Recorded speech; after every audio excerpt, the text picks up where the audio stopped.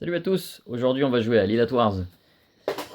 Lille at Wars, un jeu très apprécié, très connu.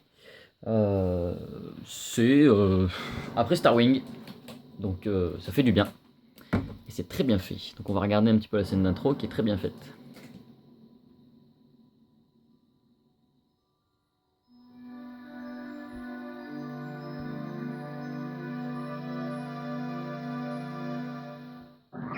Message from General Pepper, Priority 1. We need your help, Starbuck. Andros has declared war. He's invaded the Lilac system and is trying to take over Corneria. Our army alone can't do the job. Hurry, Starbuck.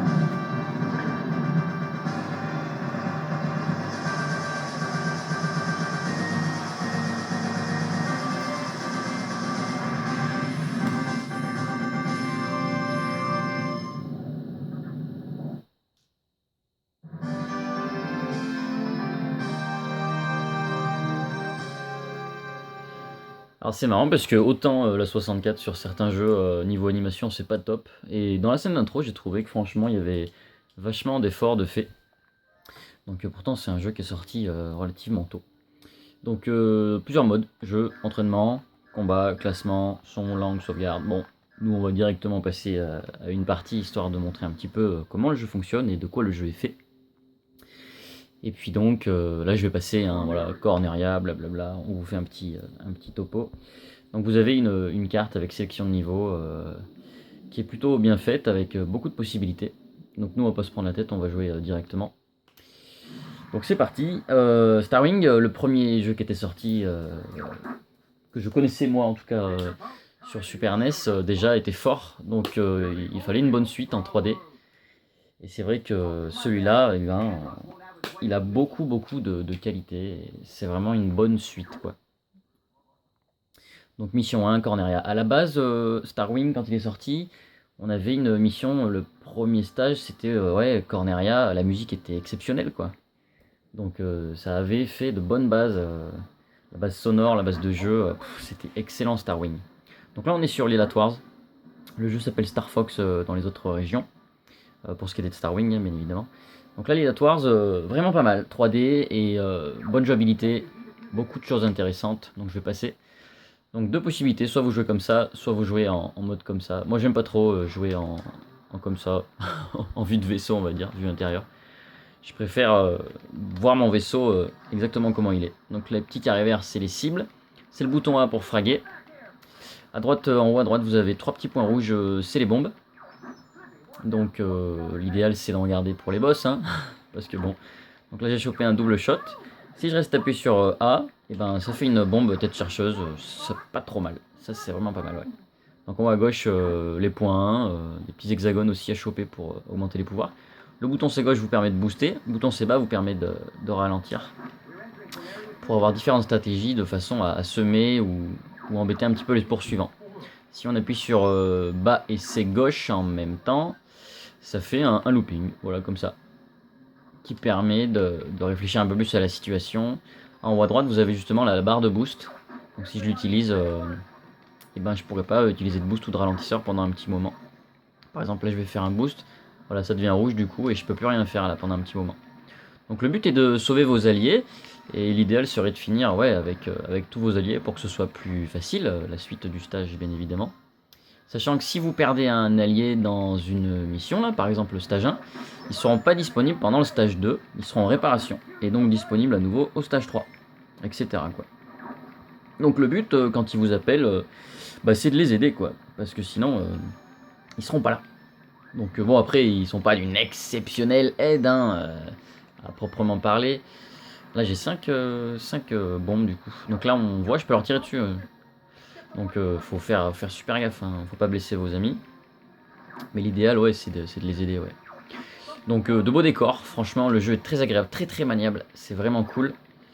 Et je vais prendre le booster là pour les suivre un peu plus. Voilà, c'est déjà mieux là. Clac, clac, clac. Et il y a des boss, il y a différents vaisseaux. Des fois, il y aura un espèce de char à terre. Ça, c'est assez cool, ouais. Et puis les boss sont... Bon, ouais, sont sympas. Franchement, le jeu est très agréable. On va parler un petit peu de l'estime.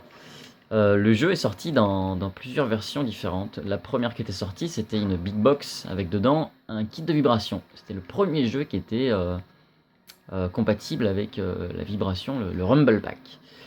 Et du coup, il était fourni avec un espèce de petit bouquin aussi, qui faisait office de notice. Et après, il y a une version standard, juste le jeu, avec sa notice, une cale et une boîte, quoi. Donc on va faire 2 estimes différentes. Enfin 3 estimes, une pour le loose, une pour le complet et une pour la big box. On verra ça tout à l'heure sur l'ardoise. Donc là on a Pépi je crois, donc c'est sympa. Moi j'ai toujours bien aimé les 4 petits persos. La grenouille, le lapin et bien sûr Falco et puis Star Fox. Donc ça c'est assez cool, hein. Les 4 persos qu'on a vus dans l'intro. Toujours aussi sympa. Falco en avant, donc là j'ai gardé mes 3 persos je crois. J'ai pas trop mal joué. Donc là on arrive au boss. Mode combat ciblé. Donc là, on est dans une arène. Ça y était pas dans Star Wing. Si, il y avait une espèce d'arène qui tournait en rond dans Star Wing, dans un vaisseau. Alors que là, on est sur un terrain plat et au final, l'idéal, c'est de le prendre à revers, le boss. Donc une fois que vous avez fait un petit peu de tout... Bah d'ailleurs, si je vais au fin fond de l'arène, hop, ça me fait faire un demi-tour. Donc là, l'idéal, ça serait de freiner pour avoir le plus de temps de shoot sur le vaisseau, quoi. Donc on va lui jeter une petite bombe, histoire que ça lui fasse des dégâts. Je sais même pas si ça a marché. Je crois qu'il faut lui tirer dans le dos, ouais. C'est pas grave. Moi je le frag. Ah, je vais bien enlever un petit peu de PV quand même. Donc les petites flèches rouges à droite vous indiquent quel est le moyen le plus rapide pour le retrouver. Ah, du coup on a Falco qui va peut-être y passer. Donc là faut que je lui tire dans le dos. C'est pas compliqué. Putain, j'ai presque tout enlevé, d'accord. Du coup, c'est pas mal ça. Et donc ouais, votre score 65, là c'est le nombre de vaisseaux ennemis. J'ai pas forcément été très très bon, il y a moyen de faire vraiment des gros scores. Ça serait cool que j'arrive à garder mes 3 persos. Si tu pouvais mourir, ce serait cool. Et ben voilà. Parfait. Une petite bombe qui a bien servi.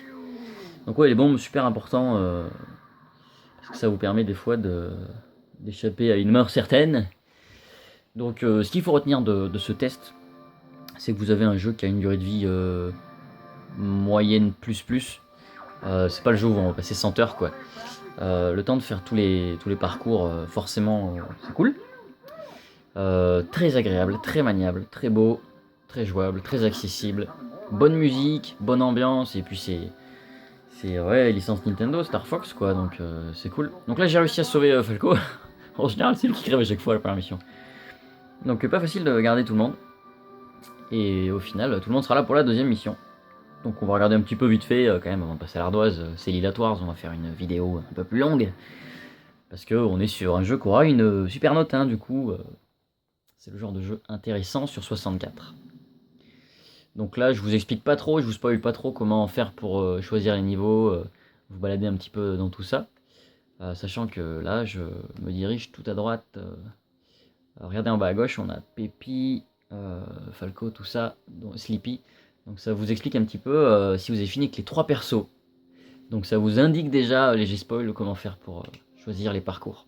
Donc là, je me dirige donc sur la droite de la barre d'astéroïdes, sur le prochain parcours, celui qui est tout à droite. Donc blabla, le briefing. On a toujours le petit good luck du chien là, qui est super intéressant, le général, ou le capitaine, je sais plus comment il s'appelle, le commandant, je n'ai pas retenu. Et c'est sympa parce que dans la version Super NES, c'est exactement le même son, quoi, c'était cool. Donc là vous êtes dans l'espace, hein, toujours pareil, possibilité d'être en première personne. Oh, c'est immersif, hein, vous allez me dire, moi je trouve ça cool, hein, mais bon, c'est pas moins jouable, mais c'est une question de goût, je pense. Chacun joue avec ce qu'il veut, quoi. Moi, je préfère voir mon vaisseau. À noter que si jamais vous prenez trop de dégâts, la barre de vie est en haut à gauche. Là, elle vient de grandir d'ailleurs, à l'instant. Vous allez perdre une aile ou ce genre de truc si vous faites tirer dessus. Donc voilà, de temps en temps les persos discutent, c'est super sympa. Moi j'aime beaucoup cette ambiance. 4 potes qui partent en mission pour aller fraguer du méchant. Franchement c'est un jeu excellent. À mettre entre toutes les mains. Rien de bien méchant et justement il est excellent, très agréable. Donc je me suis pas encore trop servi de la petite boule. Si je reste appuyé, j'ai plus qu'à rappuyer une fois sur A et ça la lance. Il suffit que je trouve une cible, hop, et voilà, tête chercheuse. C'est vraiment cool. Bah, d'ailleurs il avait droppé un truc mais j'ai pas eu le temps de... Donc là on peut faire un looping. Et comme ça j'ai chopé les deux options d'un coup. Ça c'est vraiment intéressant aussi, ça rajoute beaucoup de gameplay ce looping. C'est assez cool, ouais. Et donc dans certaines phases, comme là par exemple, ils vont vous dire freine, accélère parce que les astéroïdes font trop de la merde. Il n'y a pas que du shoot quoi, des fois on vous explique, par exemple là, ouah, peux-tu y arriver? Donc il va nous dire exactement ce qu'il faut faire.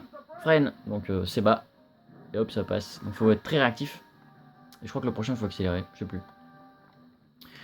Faut voir quoi. Accélère, ouais c'est ça ouais. Donc une petite bombe, parfait, ça passe. Et puis après ça revient à des phases de shoot traditionnelles je crois. Donc là, si on appuie sur C droite, hop, il y a le robot qui nous aide, qui va dropper des munitions. Donc je sais plus où elle tombe, je sais pas si... Je sais pas. Si c'est ça, oui c'est ça. Tac. Voilà, donc dedans il y avait une bombe. Parfait. Donc il a fallu que j'appuie sur C droite au bon moment. Là, petit looping, toujours pareil, c'est super intéressant. Les ennemis vous attaquent de derrière. C'est assez cool quoi. Donc voilà, et si jamais votre vaisseau vous embête, un peu jeu comme ça. Comme je vous disais, moi je suis pas super fan quand même. Donc voilà, on va continuer un petit peu. Et puis après on passera à une estime sur l'ardoise, un peu plus détaillée. Ils sont sur moi, je devrais faire machin, je sais pas trop quoi. Donc là je l'ai sauvé direct, mais je crois que je l'ai un petit peu abîmé. Enfin bon. J'ai presque envie d'aller au boss du stage 2 quand même. Parce que il est intéressant. Il est intéressant, moi j'avais trouvé ça cool. On va continuer un petit peu pour le fun. Voilà, je pense avoir déjà dit pas mal de choses sur le jeu. On a qu'à parler un petit peu déjà de son estime en loose. Un Lilat Wars en loose, voilà, ça vaut 10€. Voilà, si vous le trouvez à 7-8€, c'est bien. Dans un lot, des fois ça peut se trouver même moins cher. C'est un jeu assez courant, il a été quand même assez bien vendu. Donc en loose, ouais, 10€. Après, il y a aussi la version boîte qui était sortie plus tard. Donc là, on est un petit peu plus sur du 30€ complet, très bon état. Et la version Big Box, c'est plus du 50€. Voilà. Ah oui, j'ai oublié de vous dire, double R ou double Z, ça fait des tonneaux. Un peu comme sur Super NES, double R ou double L. Puisque là, sur la 64 qui s'habitue, on se sert quasiment pas de L. Là, il marche pas. C'est double Z ou double R dans l'autre sens. Le Z prend un petit peu la place du bouton left. Donc là, je l'ai tapé, je l'ai eu lui, il m'a donné des hexagones, toujours pareil. Ça augmente la life, c'est de la balle. Et le power. Bon, on va finalement arriver à ce boss. On va essayer de sauver Sleepy là. Il y a un checkpoint. Ah oui, checkpoint si vous mourrez. Donc pas trop éloigné du boss, de préférence. Donc Sleepy est sauvé, c'est cool. Je sais pas si j'ai sauvé tout le monde du coup là. Probablement. Donc bon, l'idéal bien sûr c'est de fraguer tout le monde et d'avoir un maximum de points. Puisqu'après à la fin il y aura un tableau des scores. Bah tiens, pour charger ton laser, donc ouais c'est toujours pareil. Il nous explique un petit peu. Ça fait office de tuto hein, la première fois. C'est assez cool. Puisqu'on nous explique, on n'est pas lâché comme ça dans un truc où on comprend rien. C'est plutôt très bien fait moi je trouve. Il a été super bien réalisé. C'est le genre de jeu où ils font du bien hein, quand ils le font. D'ailleurs il y a eu des versions 3DS. Une version sur DS c'était Star Wing Command ou un truc comme ça. Star Fox Command, je sais plus. Star Command, je m'en rappelle pas. Et sinon sur Wii U il va y avoir une version qui va sortir bientôt. Mais je sais pas si elle était retardée, je crois qu'il y a eu un retard, ouais. Normalement ça devait être pour avant Noël. Et je crois que finalement, bah, ça sera pas pour Noël. Je ne me souviens pas si elle a pas été retardée. Je vous dirais peut-être une bêtise, donc je préfère pas m'avancer. Et donc voilà, le boss, désolé, je ne peux vous laisser passer. Voilà, j'ai peur, j'ai 7 bombes, ça va être dur. Donc c'est marrant parce que les phases de boss, faut réfléchir, c'est pas juste du frag, il faut détecter le point faible. Le weak point de l'ennemi, donc ce sera pas trop compliqué, hein, vu que la roue tourne là, on a vite compris que ça va cacher des endroits et que ça va en ouvrir certains à certains moments, donc voilà, faut fraguer à mort. Et en fonction de ce que fait l'ennemi, bah voilà, faut se balader. Là je reste sur la droite pour pas qu'il me shoot. Hein. Et là je joue relativement bien puisque j'ai les deux powers qui font beaucoup de DPS quoi. Et puis j'ai beaucoup de bombes en stock pour terminer tout ça. Donc voilà. C'est le genre de jeu par contre qui vous fait un peu mal au pouce à la fin d'une partie. On n'en fait pas 15 d'affilée des parties. Parce que bon, ça fait mal de fraguer le bouton au bout d'un moment. Donc là ce qui est marrant c'est que le boss, une fois que vous avez fait sa première salve, et ben il fait style ouais, il se rend quoi. Puis en fait trop pas. Donc c'est marrant. Bon, c'est assez simpliste niveau scénario, mais bon, c'est pas mal quoi. Voilà. Je ne suis pas digne de vous combattre. J'ai eu mal, je me rends. J'admets ma défaite. Saleté va. Il se retourne pour mieux vous fraguer. Incroyable. Putain, Falco est en vie. Donc là, ben, c'est parti. Donc là, c'est fragage à fond. Et regardez la barre de vie. Il y a moyen de l'avoir en un cycle. Je fais le port là. Ah, dommage, je l'ai pas eu. Crac, voilà. Je me suis mis volontairement dans le champ d'attaque pour le fraguer plus rapidement. C'est pas grave, pour les points de vue, ça revient. Il se la pète un peu, hein, Fox. Désolé, mais je suis pressé. Donc voilà, un des jeux les plus agréables de la 64, c'est bien Lylat Wars. Donc voilà, moi je ne peux que vous conseiller. Un des meilleurs jeux de la 64, carrément. Il sera dans le top 20, ça c'est sûr, dans le top 15 probablement. Je rassemblerai les notes et à la fin on fera un gros top après les 240 vidéos. Donc voilà, on va passer à l'ardoise. On va regarder un petit peu ce que nous offre le parcours, vu que tout le monde est encore en vie. Donc j'ai toujours pas de persos qui se font réparer, c'est plutôt pas mal. Donc on leur a un peu d'énergie, blabla. Donc 130 ennemis abattus, 206. J'ai gagné une vie. Donc là ça se passe plutôt bien. Et puis niveau parcours, ben, en fonction de vos performances, voilà ce qui se passe. On va regarder tout ça. C'est un petit peu longué des fois, je peux pas passer là. Donc bon, si on a envie de faire des parties fast, on est un petit peu embêté des fois par les scènes. Mais bon, sinon le jeu il est quand même vraiment très très agréable. Donc là je reste sur la partie de droite, on arrive sur deux possibilités. Voilà. Après, bon, on va arrêter là-dessus. On va passer à l'ardoise et on va parler de l'estime. Allez, c'est parti. Donc voilà, très rapidement. Là on a Lylat Wars dans sa version Big Box. Donc là vous avez le Rumble Pack, la cale, le jeu, la Big Box et puis le bouquin qui va avec, sachant que la cale en version de plus près ça donne ça, voilà. Sinon il existe aussi, comme je vous le disais, une version sortie en boîte standard, voilà, pas compliqué. Donc on va passer juste après à l'ardoise pour tout ce qui est noté estime.